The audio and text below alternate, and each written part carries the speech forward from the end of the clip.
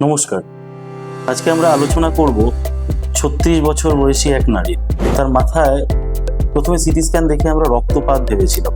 এটা সাধারণ রক্তপাত নয়, এটাকে আর্টারিয়াল ভেনাস ম্যালফরমেশন বলা হয়। এই রোগটি নিয়ে উনি সরকারি হাসপাতালে ২-৩ দিন ভর্তিও ছিলেন।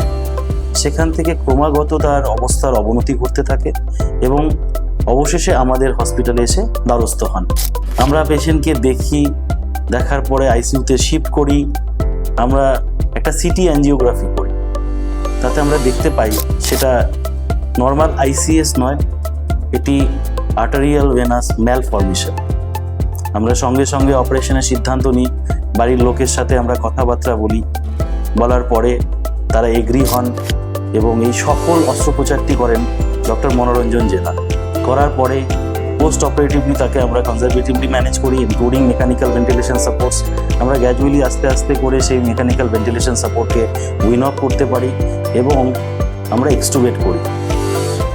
আজকের ডেটে এই পেশেন্টটি অনেকটি সুস্থ হয়েছে।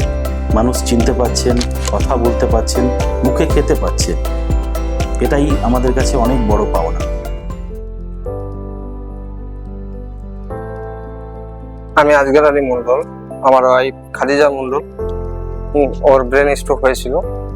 আমি যখন এখানে নিয়ে এসেছিলাম ওর অবস্থা খুবই খারাপ ছিল।